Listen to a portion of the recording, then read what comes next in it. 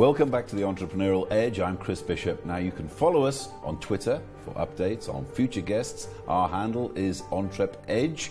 Plus, you can also email us on entrep@abn360.com. Now, still in the studio with me, I have Ivor Ichikowitz, the Executive Chairman of the Paramount Group, who, as we said in the first half, you deal in everything from armoured vehicles to Mirage fighters. You've got to understand, though, that the industry that you are in, it does get a bad rap. I mean, every time you pick up a newspaper, there's a headline, you know, people dealing, you know, weapons have ended up here, there and everywhere. How difficult is it to be in a business like this? It's not an easy business. It is, first of all, one of the most highly regulated businesses in the world. In fact, it's probably more regulated than the banking industry. We subject ourselves to the South African arms control legislation, which is among the most some of the best structured legislation probably in the world, and probably the best policed legislation. But we subject ourselves to this because the industry is such a difficult industry, and because we have to play by the rules and be very responsible in this business. The arms industry worldwide has always had a bad rap. And it's always had a bad rap because people don't really understand the difference between the arms dealers and the arms industry. You know, I said some time ago in an interview that calling us arms dealers is like calling the chairman of a pharmaceutical company a drug dealer. We're in the technology business. We're in the innovation business. We're in the engineering business. We're in the business of helping governments create the capability to ensure peace and stability. We're not in the weapons business, and we're not in the destroying anything business. We're in the protecting business. And unfortunately, the man in the street doesn't always understand the distinction between what we do and the stuff that gets a bad rap. Because I think that's one of the great problems that you face. I mean, every time I pick up a newspaper, a certain time of year, you read about these arms fairs in Europe, and people say, oh, you know, look at it. People are selling off different ways to kill, new ways to kill people, etc., etc. I mean, surely, even though you say you're nothing to do with that at all, it must rub off somehow.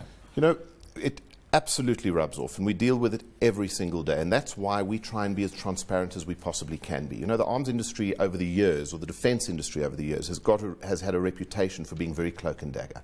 And I believe that it's a business like any other business, and because of the complexity of the business, you need to be as transparent as possible. And the way we combat that is to be as transparent as we possibly can be. Now, my experience in the industry has been remarkable. I have seen with my own eyes the economic development, the social development, the growth that has occurred in countries that we've partnered with over the years. There are tangible examples of governments in Africa who have been able to create peace and stability based on the capability that we've supplied, that South Africa has supplied, that South African hands and brains and expertise has provided, that have then allowed these governments to build economic stability on top of that security. And I think that people need to understand that there is method in our madness. We do this for a reason. We don't just do this because it makes us money. But you said that you deal with governments. I mean, how many governments in Africa do you think you've dealt with? You know, we've, over the years, worked with more than 25 governments in Africa. We work with governments in South America. We work with governments in Eastern Europe. We today work in the Middle East.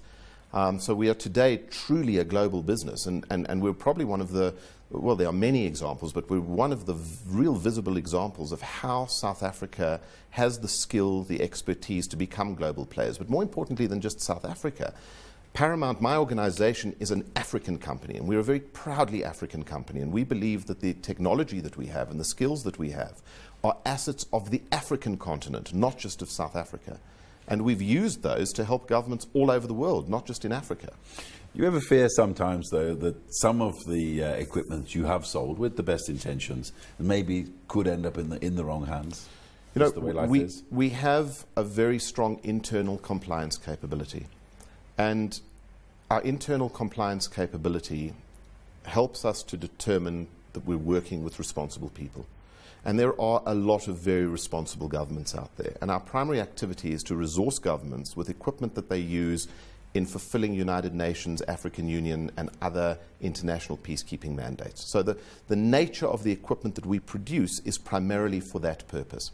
But you know what? Into the future, we cannot take responsibility for how that equipment eventually gets used, but we do everything in our power to make sure that we're only supplying to people that have honest intentions. And I mean, did you ever sometimes think maybe sometimes the government that you deal with may be regulated, it may be straight up and down, but sometimes they may use your weapons for, shall we say, dishonest intentions, persecuting some of their own people? You know, the South African government handles the restriction of that very, very effectively. The National Conventional Arms Control Authority in South Africa, as I say, runs some of the most effective screening processes in the world. And you know what? All I can tell you is that in 20 years of being in this business, it's never happened yet. And now, with your business, it seems that you've gone mad. You've spread out: oil, gas, property, retail. You've spread everywhere. Is there not a problem sometimes entrepreneurs face with losing focus with Absolutely. this expansion? My primary business today is my defence and aerospace business, and the growth potential in the aerospace side of our business, and we can talk a bit about that, and the land forces business is absolutely huge. So that's where my primary focus goes. But as I work in Africa, opportunities arise. And in order to accommodate those, we've established a private equity business with professional management, with the skill and the expertise that deals with that. So even though my focus is on the relationships, my focus is on securing the deals, my focus is on closing the deals, I have tremendous professional management that actually look after the implementation thereof. And the oil and gas, I mean, I've covered many stories in the last few years on how it's growing in Africa, but it's still quite a tough business. I mean, a lot of countries are asking for a bigger share of the revenue, naturally, and it's a very slow process for negotiations. How are you finding it? The oil and gas business in Africa is one of the biggest curses this continent faces, as well as one of the biggest opportunities. And we're in the oil and gas business because we believe that African governments are entitled to a bigger share. We believe that the oil majors have to start giving a little bit back. And through the work that we're doing, both in the mining sector as well as in the oil and gas industry, we're working with governments to create very unique structures to put control, or put more control of these assets back into the hands of these governments and back into the hands of local capability. So we see huge growth and huge opportunity, but you're quite right, it's a difficult business, and it's certainly not a business for sissies. I mean, another journalist colleague of mine said these days, if you find any sort of oil or gas anywhere, as soon as you start looking for it, you'll find people coming saying, excuse me, this is our land, this is our government, we want to get some sort of wealth from this. This doesn't only happen in Africa. If Yes. you look at what's happening in South America today, Venezuela, yes, and in absolutely. Eastern Europe, Sure. and you know what? The world is changing. The days when major multinationals could come in and plunder African resources are over. And if I have any mission in life, it is to make sure that there is a fair relationship between African governments and the technical partners that they choose. And the relationship needs to be good for both sides, and it hasn't always been in the past. As an entrepreneur, are you prepared to go to your shareholders and say, listen, you're only going to get half the dividend this year because we're playing fair with Uganda, Kenya, whoever? Are you prepared to do that as an entrepreneur? Absolutely. Because I know that if I don't do that, then I will do one deal and I won't do the next deal and the next deal and the next deal.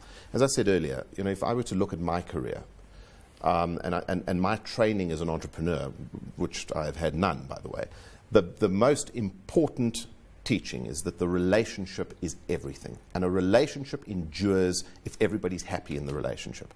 And if one side wins and the other one loses, then the relationship is not going to endure. Would you describe yourself as ruthless in business? No. I think that thanks to my father and thanks to the upbringing that I had, I'm probably a lot less ruthless than I should be. And I think that my approach to business is that everything that I do has to have a positive outcome, not just for me.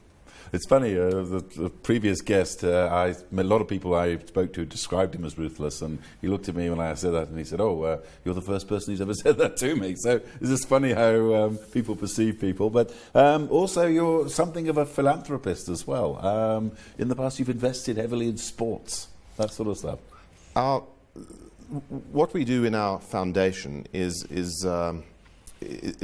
really a continuation of my philosophy on how the developing world should be developing. And I'm very passionate about South Africa and very passionate about the role that the South African experience can play in educating other experiences around the world. So our foundation funds something called the African Oral History Archive, which is a very, very fascinating project that captures oral history of recent, or oral testimony of recent African and South African stories. And in the work that we do, we discovered that there's an anomaly in South Africa. Black and white South Africans have learned to do business together. They've learned to do politics together, but they don't do leisure time together. So Robert Gumede, my partner, and myself went out to look for a platform that would allow South Africans to do leisure time together. And rugby was the perfect platform.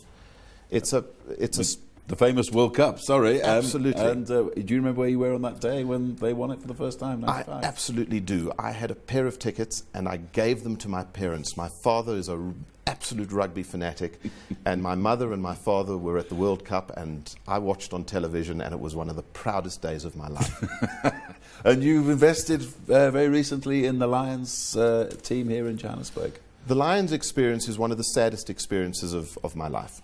Because we went into rugby because we really felt that the time had come to transform rugby as a sport and turn it into a true South African sport, a sport that was something that both black and white South Africans could properly identify with. And we thought the Lions would be the perfect vehicle.